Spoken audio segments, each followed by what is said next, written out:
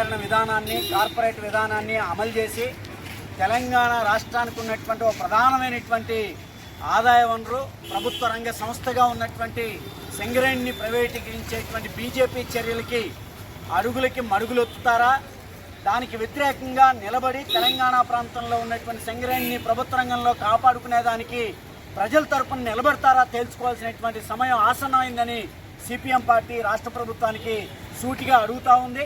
అందుకని ఈ బొగ్గు బ్లాకుల వేలంపాట ప్రక్రియ హైదరాబాద్లో మొదలుపెట్టినప్పుడు ఆ మీటింగ్లో స్వయంగా మన రాష్ట్ర ఉప ముఖ్యమంత్రిగా ఉన్నటువంటి ఇంధన శాఖ మంత్రిగా ఉన్నటువంటి మల్లు భట్టి విక్రమార్క గారు ఆ మీటింగ్లో పాల్గొన్నారు. ఆ రోజు ఈ బొగ్గు బ్లాకుల ప్రైవేటీకరణకి వేలంపాటికి వ్యతిరేకంగా తమ నిరసనని ఏమాత్రం తెలియజేయలేదు.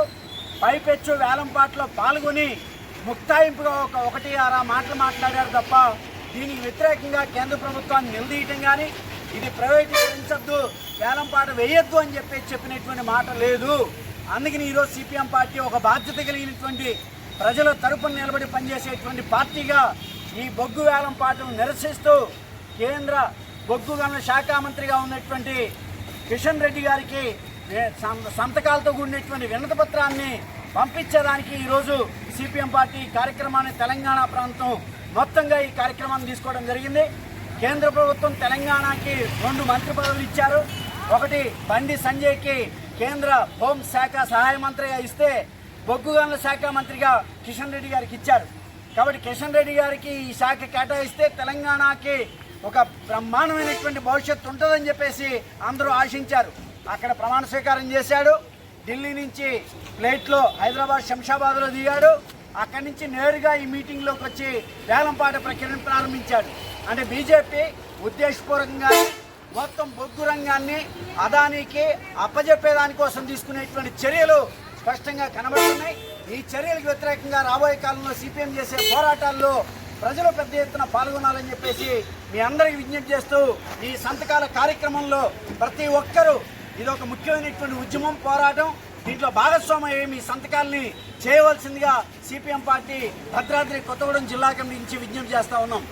17,000 మంది ఉన్నటువంటి పర్మనెంట్ ఎంప్లాయీస్ ఇవాళ 40,000 మందికి ఇవాళ కుదించబడ్డటువంటి పరిస్థితి అనేటటువంటిది ఉంది.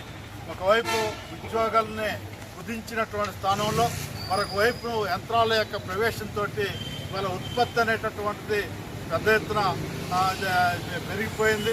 మరొకవైపు ఉపాధి అవకాశాలు అనేటటువంటి తగ్గిపోతున్నటువంటి పరిస్థితి ఒకవైపు ఉంది. ఇప్పటికే సింగరేణి సంబంధించినటువంటి బొగ్గు బావులు మొత్తం కూడా స్థానంలో ఓపెన్ కాస్ట్లు అనేటటువంటివి వచ్చినాయి. ఈరోజు మొత్తంగా కలిపితే ఉన్నటువంటి బొగ్గు బావులు మొత్తం నిక్షేపాలు అయిపోయి అక్కడ ఉన్నటువంటి ఎంప్లాయీస్ మొత్తం ఇవాళ కొత్తగా రిక్రూట్మెంట్ అనేటటువంటిది లేనటువంటి దిశ.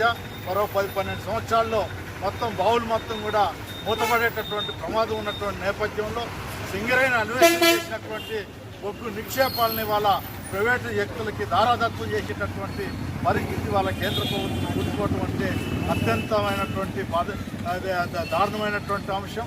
అందుకోసం ఆ తెలంగాణ ప్రాంతానికి ప్రాతినిధ్యం వహిస్తూ వాళ్ళ కేంద్ర బొగ్గు గనుల శాఖ మంత్రిగా ఉన్నటువంటి కిషన్ రెడ్డి ఇవాళ అది మంత్రి ఎన్నికైన తర్వాత ఇవాళ బొగ్గు బావులకి భవిష్యత్తు వస్తుంది, ఇక్కడ సింగరేణి అభివృద్ధి వైపు ముందుకు పోద్ది అనేటటువంటి కళ్ళగన్నటువంటి ఈ తెలంగాణ ప్రజలకి ఇవాళ కేంద్ర ప్రభుత్వం యొక్క నిర్ణయం ఇవాళ చాలా ఇబ్బందికరమైనటువంటి పరిస్థితిలో ఉన్నది.